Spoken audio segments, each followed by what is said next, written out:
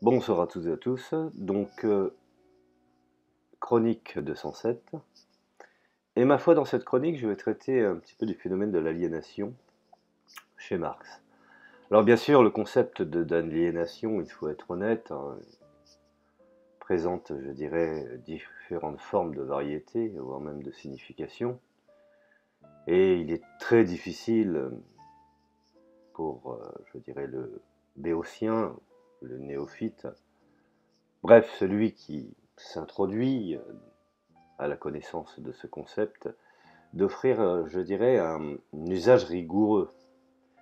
Et donc, on va se contenter d'analyser l'aliénation par, je dirais, celui qui en a creusé je dirais, les champs d'application, hein, plus exactement en matière politique, philosophique et économique, voire même à des moments religieux, puisque le religieux était très important, je dirais, au Moyen Âge, y compris même précédemment.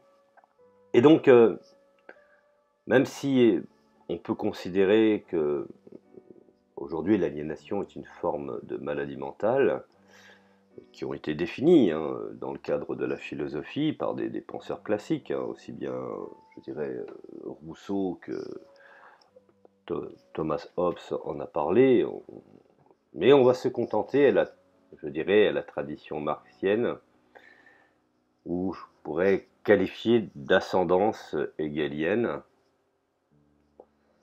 Alors, l'aliénation, je dirais, est l'homme générique, c'est comme ça qu'on pourrait le qualifier.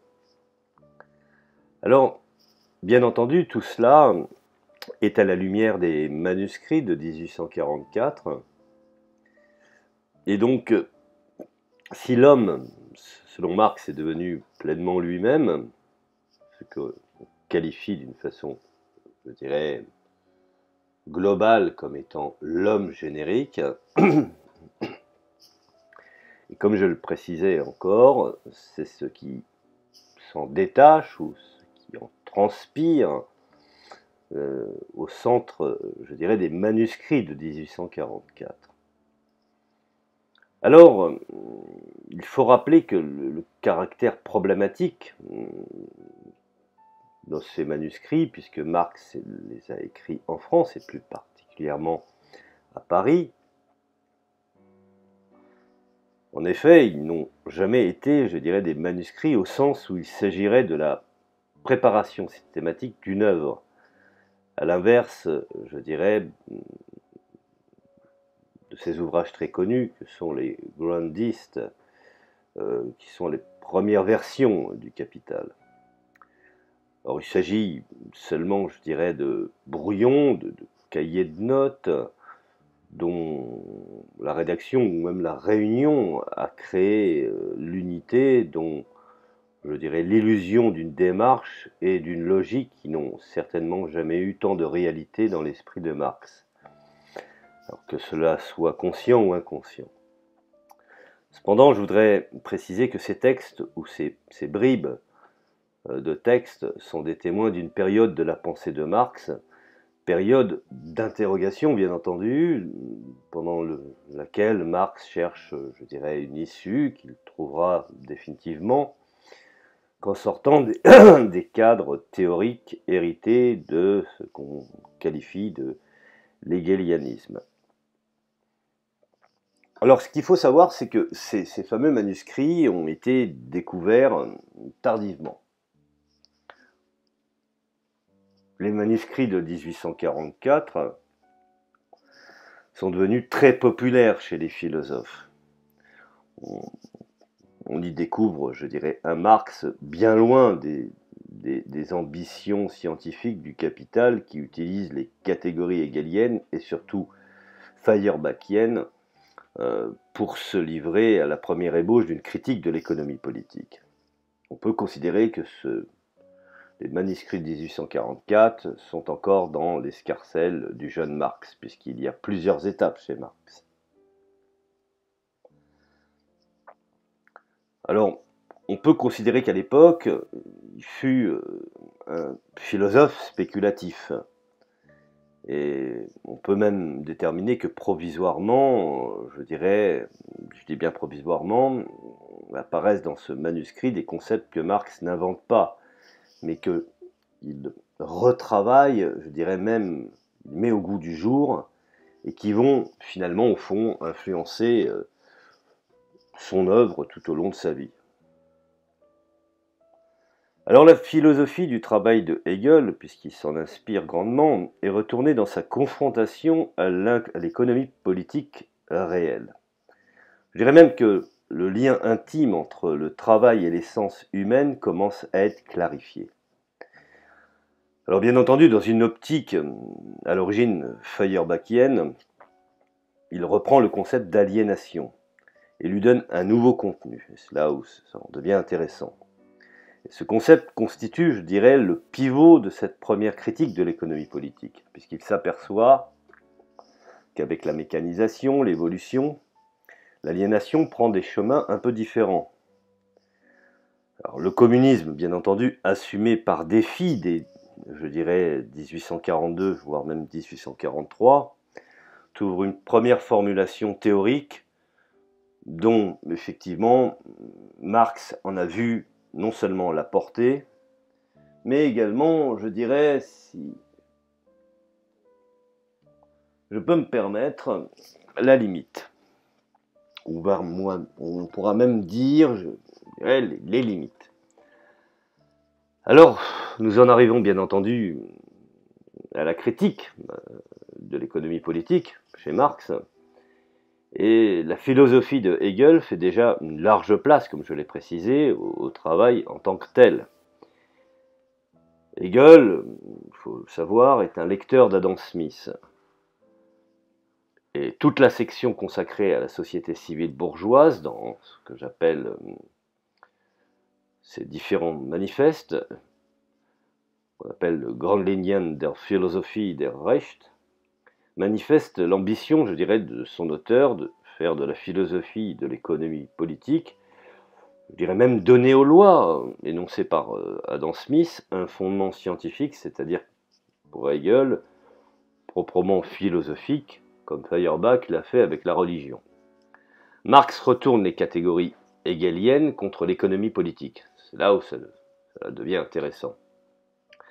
Tout d'abord, Marx réfute la prétention de l'économie politique à être une science des rapports sociaux et de l'échange.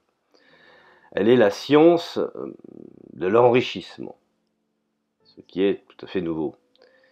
Et même dans une note de lecture consacrée à Adam Smith, qu'il a effectuée en son temps, il considère que la richesse pour l'économie politique s'identifie à la propriété privée. Donc, il n'y a pas d'économie politique sans propriété privée. Du même coup, il apparaît que l'économie politique est incapable d'expliquer la propriété privée, puisque c'est justement cette dernière qui en est le principe. C'est donc hors de l'économie politique qu'on peut trouver le secret de la société bourgeoise. Alors, me direz-vous, la critique de l'économie politique doit être ainsi débouchée, d'une part sur une nouvelle connaissance scientifique de la réalité, sur cette science de l'histoire que Marx évoque, et je dirais même assez brièvement, dans l'idéologie allemande. Mais la véritable critique de l'économie politique, c'est la critique pratique, et non pas théorique. Celle qui abolit l'état des choses dont l'économie politique est l'expression.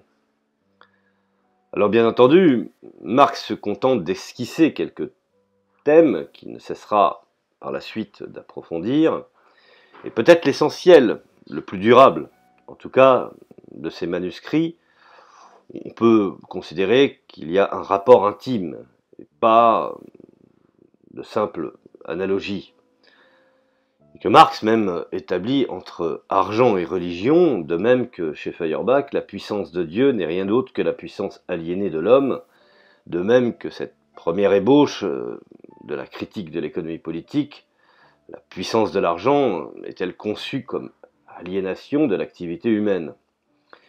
Je dirais même que dans les deux cas, l'homme se prosterne devant les créations de son propre esprit, de sa propre activité, Aujourd'hui, on peut le voir au niveau moderne, l'homme a tendance à se prosterner devant du matériel technique, devant des, je dirais, une certaine forme de technologie.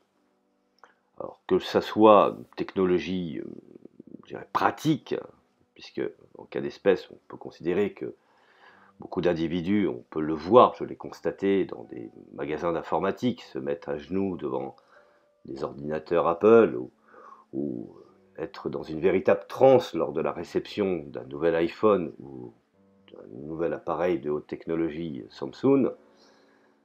Effectivement, au fond, son analyse n'a pas pris une ride. Alors ce qui prime, je dirais d'abord, caractérise l'argent. Et ce n'est pas le fait de la propriété qui s'aliène en lui. Ce qui est aliéné, c'est l'activité médiatrice. C'est le mouvement qu'on pourrait appeler médiateur. C'est l'acte humain, social, par quoi les produits de l'homme se complémentent réciproquement. Et on pourrait même dire que cet acte médiateur devient la fonction d'une chose matérielle, en dehors de l'homme, une fonction de l'argent. Et on le constate que le plus souvent, finalement, au fond, l'individu devient en fait l'aliéné de sa propre fabrication. Et sa fabrication le possède. Lui ne le sait pas ou feigne de le savoir, mais c'est une constatation que nous pouvons voir aujourd'hui dans le monde que nous vivons. Alors, revenons à Marx. Ce qui revient à l'activité humaine, ce qu'on appelle la pratique, puisque en cas d'espèce, il est important d'en analyser, je dirais, les éléments pratiques, qui est attribué à une chose matérielle qui se trouve donc maintenant douée de propriété, de l'individu vivant qui condense en elle, je dirais, les rapports que l'homme noue entre eux dans la vie sociale et dans la production de leurs moyens d'existence. Ce par quoi les produits de l'homme se complètent réciproquement. C'est la division du travail. On en arrive à cette fameuse division du travail et surtout l'ensemble des règles et institutions qui lui permettent de fonctionner. Mais sur le marché, je dirais, la division du travail disparaît pour ne laisser que le miraculeux pouvoir d'argent d'échanger valeur contre valeur. Et la genèse de l'argent reprend trait pour trait, je dirais, la genèse de Dieu chez les Feuerbach. Alors, à travers ce médiateur étranger, l'homme, au lieu d'être lui-même, le médiateur pour l'homme, aperçoit sa volonté, son activité, son rapport avec autrui comme une puissance indépendante de lui et des autres. Le voilà donc au comble de la servitude. Et là, nous en arrivons à effectivement la servitude humaine. Alors, nous ne sommes pas encore dans le cadre d'une servitude volontaire, mais nous y arrivons. Rien d'étonnant à ce que le médiateur se change en vrai Dieu, car le médiateur règne en vraie puissance sur les choses pour lesquelles il me sert d'intermédiaire, et son culte devient une fin en soi. C'est une des raisons pourquoi aujourd'hui on peut voir l'attachement à une certaine technologie, une certaine vie, un certain matériel comme étant une foi. On a foi en son iPhone, on a foi en son matériel, on a foi en sa voiture, on a foi à une multitude de choses qui finalement au fond ne sont que, je dirais, une servitude moderne. Alors nous en arrivons bien entendu inévitablement, et cela est incontournable, à la critique du fétichisme de l'argent. Alors, Marx avait défini le fétichisme de la marchandise, mais avant tout, il était passé par le fétichisme de l'argent. Cette véritable, je dirais, inversion de l'ordre des valeurs qu'il introduit n'a absolument rien de nouveau. Le fétichisme a toujours été une réalité dans les sociétés, qu'elle soit un fétichisme divin, dans des sociétés antiques, qu'on appelle par exemple en Afrique les féticheurs, qui aujourd'hui sont remplacés par les pasteurs, ou le fétichisme, je dirais païen, qu'on peut retrouver dans des sociétés occidentales ou orientales, est remplacé par ce qu'on pourrait définir comme étant des religions révélées. Alors c'est un terme classique de la philosophie. Aristote, par exemple, sur la critique de la charismatistique, je dirais la charismatistique, sur laquelle on peut définir, puisque cela est repris par la théologie chrétienne et même musulmane. Et Marx vide cette critique de son contenu moralisateur pour expliquer la superstition de l'argent comme produit des formes spécifiques, dans lesquelles, finalement, au fond, les hommes eux-mêmes règlent leurs échanges, c'est-à-dire comme résultat naturel du système de la propriété privée.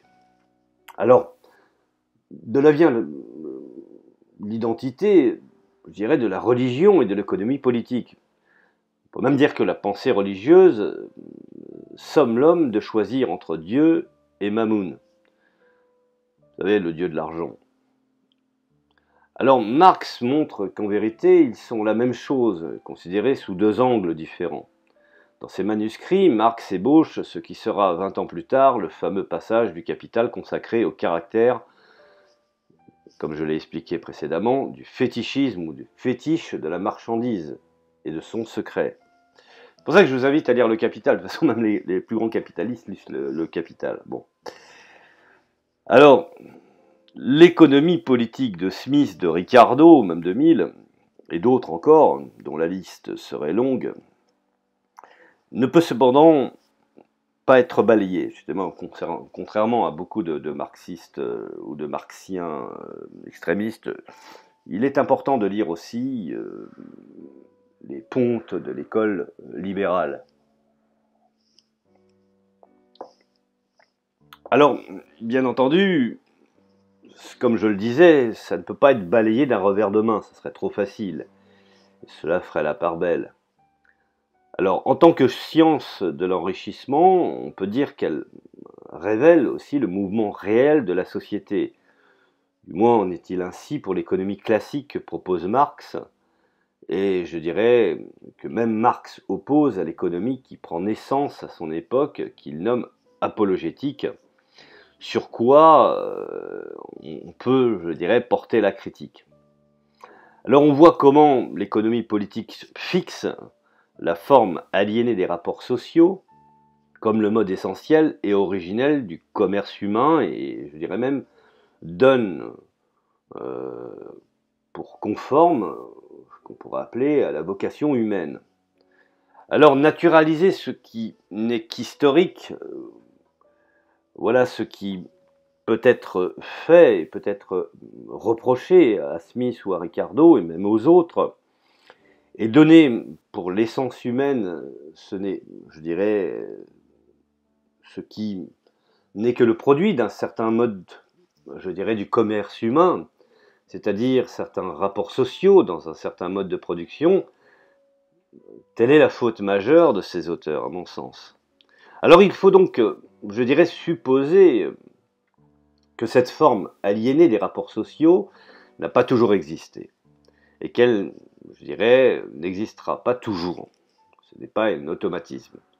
Donc il est donc nécessaire de construire une théorie de la succession des modes de commerce humain à travers les âges, et en déduire une perspective historique. Alors bien entendu, on sait que le travail est par essence, je dirais, humain. Marx le définit bien dans ce qu'on appelle le travail et l'essence humaine. Alors cependant, ce qu'il faudrait préciser, c'est que dans les manuscrits, Marx reste presque comme prisonnier du modèle de pensée qui domine chez ses amis, ou même ex-amis, du mouvement des jeunes hegeliens. La philosophie idéaliste est critiquée au moyen de l'économie politique, mais cette dernière, à son tour, est critiquée au moyen des catégories issues de la philosophie hegelienne. Même on pourrait s'avancer en disant qu'il fixant comme essentielle la forme aliénée des rapports sociaux.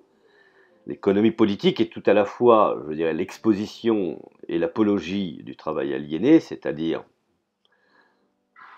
un mode de travail qui représente la négation la plus brutale de la nature humaine, phénomène de tripalium, objet de torture, voire même la conception marxienne du travail aliéné, telle qu'elle peut être exposée dans les manuscrits, a été la source, je dirais, de tant de malentendus, et je dirais même, elle a donné lieu à tant de développements plus ou moins extravagants qu'il vaut la peine s'y arrêter.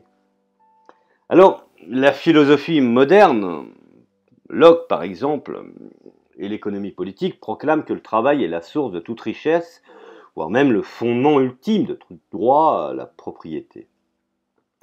Alors que le travail dans la pensée catholique, héritière en cela je dirais des Grecs, est réservé à ceux dont la condition est ignoble. Alors attention, quand je parle d'ignominie, je parle effectivement de caste.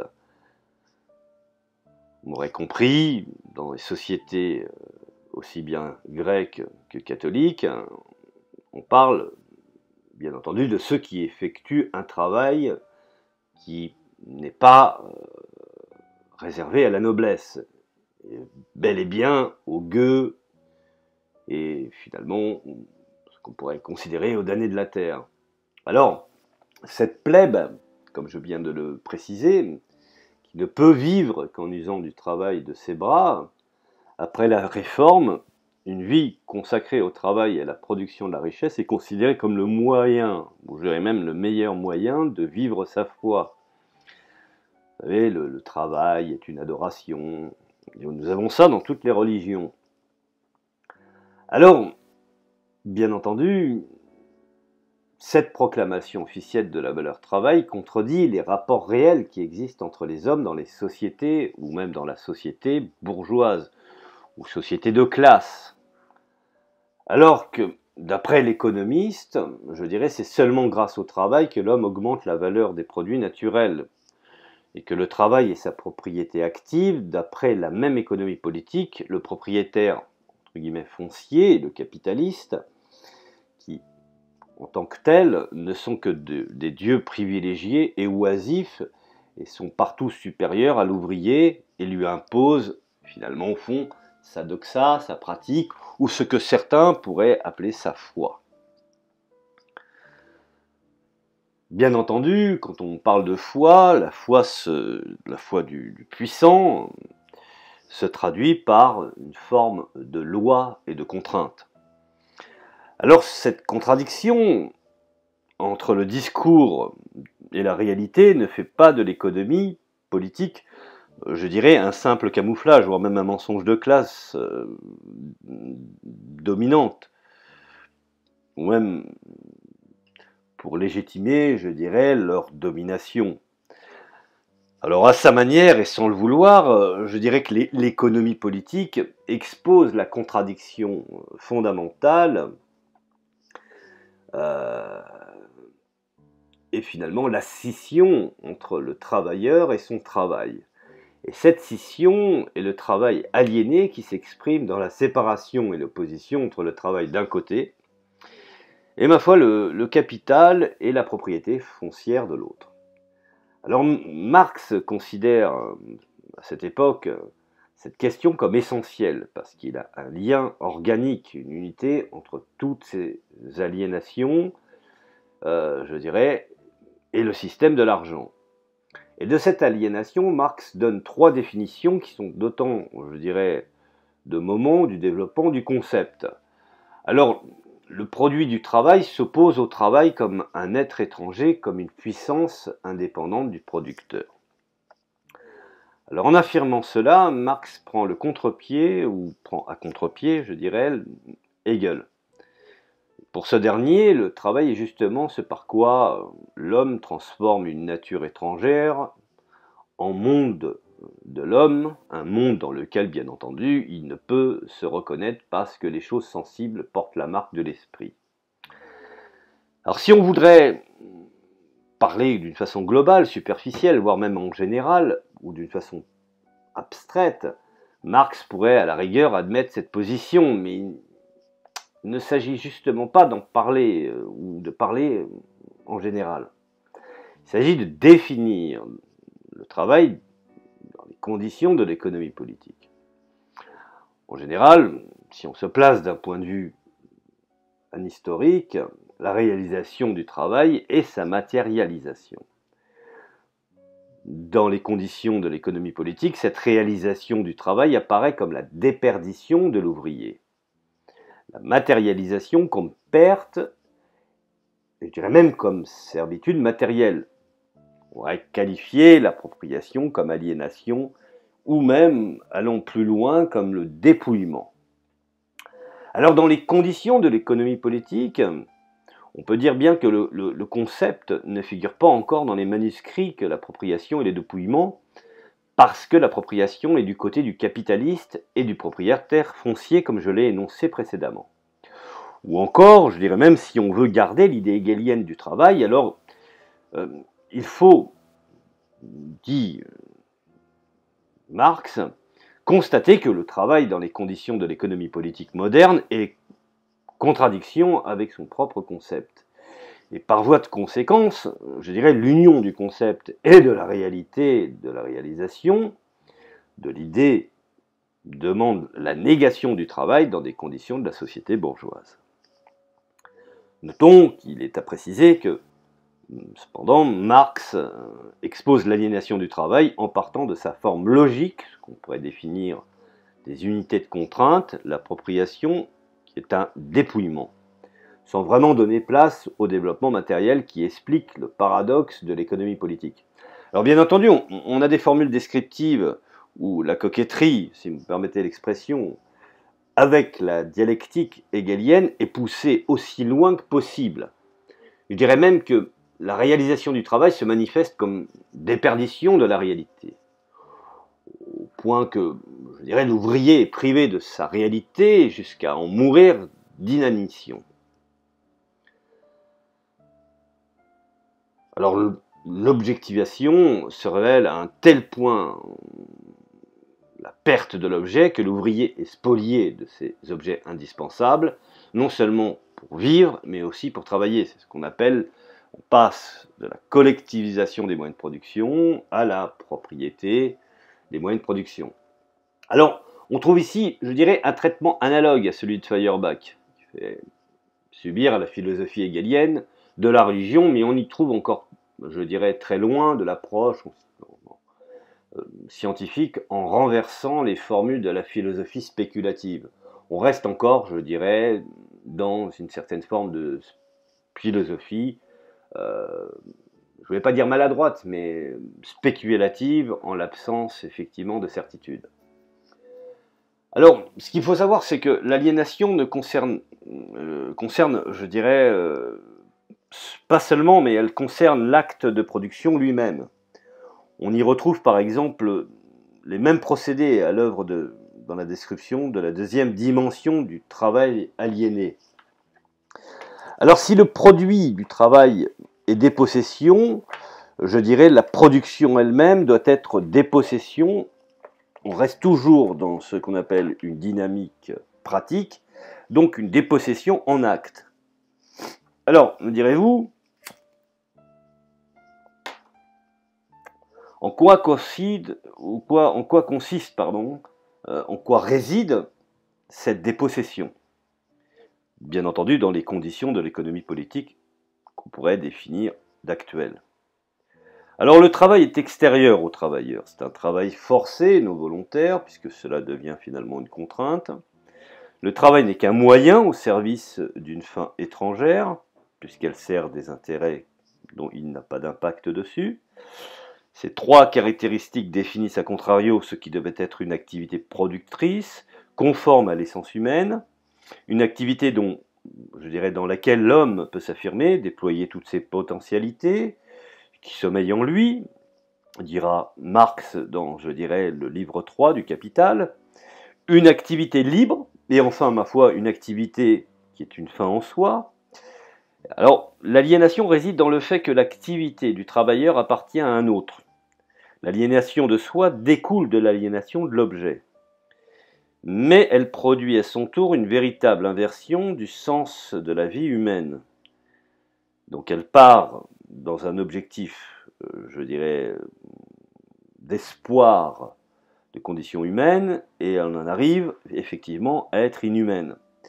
Alors, si le travail est ce qui appartient en propre au genre humain, s'il est ce par quoi, je dirais, il manifeste son humanité face à l'ensemble du monde naturel, s'il s'affirme par l'activité travaillante, est-ce qu'on pourrait dire, ou pourrait-on dire, ce terme est mieux, dans le langage, je dirais dans le langage ou dans la dialectique de Hegel, alors que le travail aliéné, travail forcé, vide le travailleur de son humanité. On en vient finalement à ce résultat que l'homme, entre guillemets, l'homme de la classe laborieuse, appelé de l'époque l'ouvrier, n'a pas de spontanéité que dans ses fonctions animales, le manger, le boire, la procréation, peut-être encore dans l'habitat, la parure, enfin, etc. Et que dans ses fonctions humaines, il se sent plus qu'animalité, ce qui est animal devient humain et ce qui est humain devient animal. C'est en cela que cela pose effectivement beaucoup, énormément de questions, voire même d'analyses problématiques. Alors la critique, je dirais, du travail aliéné, il faut être honnête, je dirais débouche donc sur la critique de l'aliénation en dehors du travail. L'individu n'est pas moins, je dirais, aliéné quand il est momentanément hors du travail. Rappelez-vous un peu ce film Les temps modernes de Charlot, où Charlie Chaplin incarne un petit ouvrier faisant des gestes mécaniques et les reproduisant ensuite à la sortie du travail.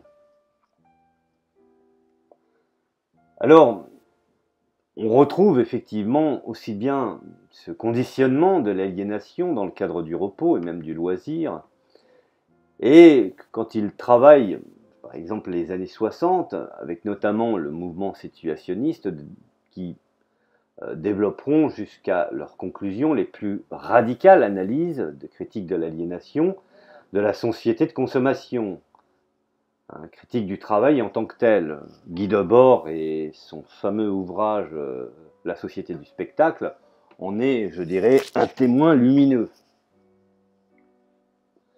Alors le travail aliéné rend l'espèce humaine étrangère à l'homme.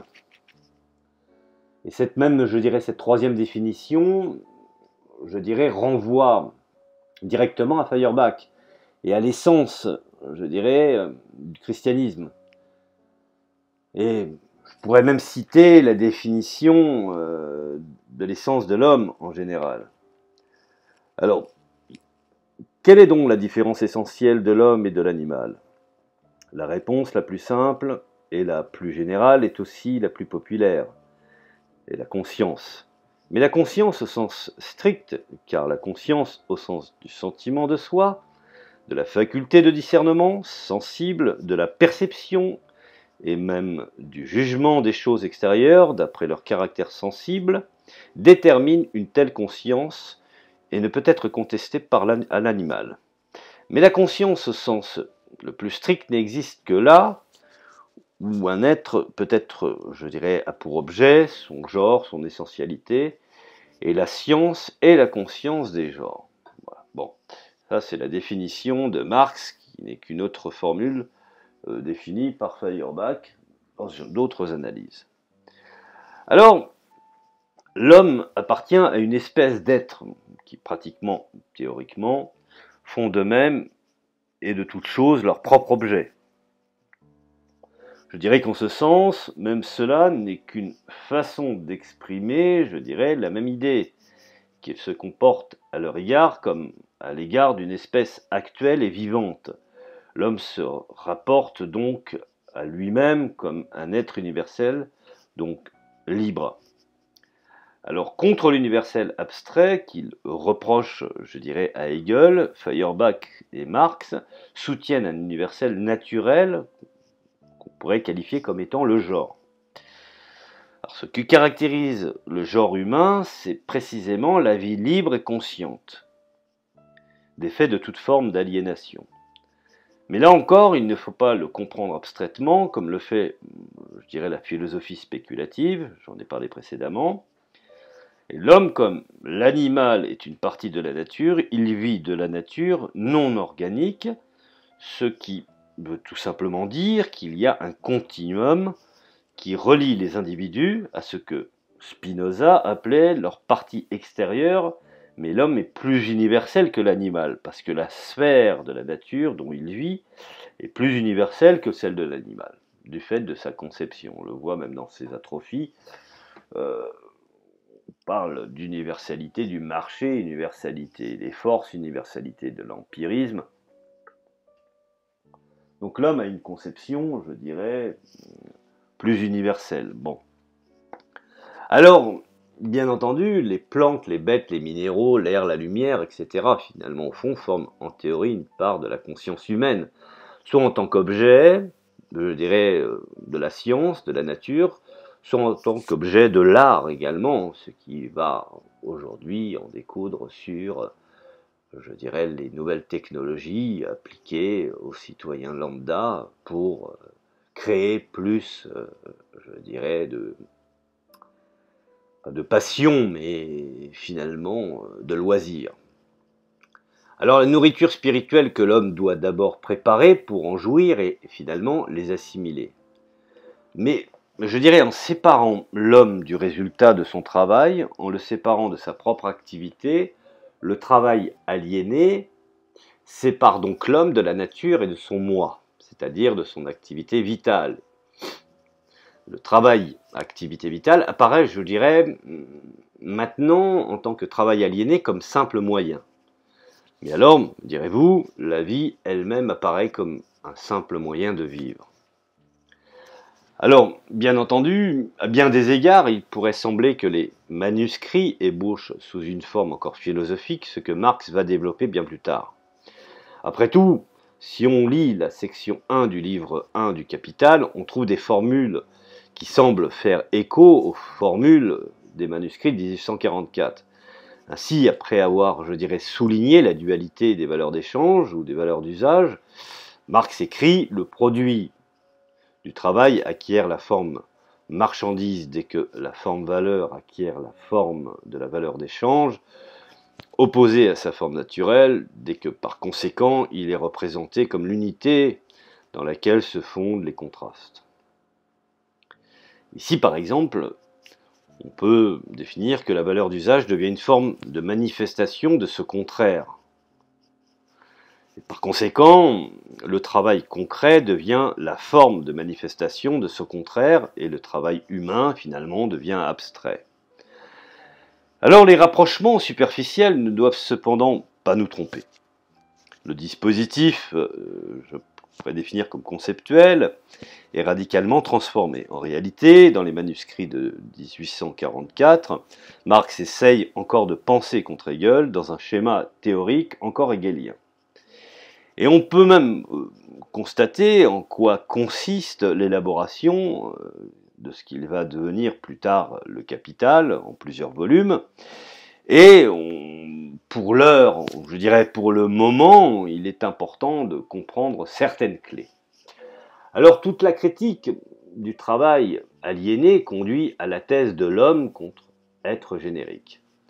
Dans l'analyse, ce point de vue n'apparaît qu'en troisième lieu, dans la troisième définition du travail aliéné, mais en réalité c'est elle qui commande les deux autres. Cette thèse de l'homme générique repose sur l'identification des individus au genre et donc finalement à la négation de la subjectivité essentielle de l'homme. Et je voudrais même dire que Marx parle de conscience générique de l'homme et affirme, je cite, « Par conséquent, tout individu particulier qu'il est, sa particularité en fait précisément, un individu, je dirais un être individuel de la communauté, et l'homme n'est pas moins la totalité, voire même la totalité idéale, l'existence subjective de la société de pensée et sentie pour soi. » Alors Marx fait ici exactement ce qu'il reprochait à Hegel, soyons logiques, dans la critique de la philosophie du droit. Inversion du sujet et du prédicat. Le sujet réel est l'individu et le prédicat est du côté de l'universel. On pourrait qualifier comme étant le genre de la communauté. Mais la définition de l'être générique fait de l'individu le prédicat et du genre le sujet. L'homme est l'existence subjective de la société parce que l'homme est un être générique. Or, par la suite, Marx rejettera avec une certaine vigueur cette idée. Et si l'homme apparaît comme le prédicat de la société, Marx y verra l'inversion de la réalité caractéristique de l'idéologie, inversion de la réalité dont la genèse se trouve dans le procès de l'aliénation. Et dans le procès par lequel, je dirais même, la force subjective de l'individu est objectivée et se pose même face à lui, de telle sorte qu'il apparaît, je dirais, lui-même comme le prédicat de son prédicat. Alors cette inversion du sujet et du prédicat découle de la méthode même qu'utilise Marx, qui à ce moment-là est en train de relire Hegel. Il souligne même les aspects positifs de la dialectique d'Hegel, notamment l'intérieur de la catégorie de l'aliénation.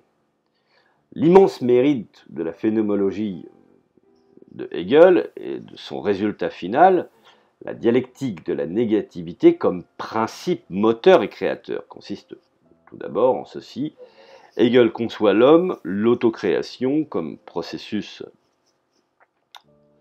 et l'objectivisation comme négation de l'objectification, comme l'aliénation et suppression de cette aliénation, de sorte qu'il saisit la nature du travail et conçoit l'homme objectif, véritable, comme réel, comme résultat également de son propre travail. Alors, bien entendu, le point de vue de Hegel reste unilatéral, c'est le point de vue de l'économie politique moderne, qui ne voit pas le côté négatif du travail, une certaine forme de naïveté. Il agit donc de dépasser de ce point de vue unilatéral, mais ce que Marx trouve de positif n'est rien d'autre que finalement la méthode mystique qu'il rejetait dans la critique du droit politique hegelien, c'est ce qu'on appelle l'auto-engendrement.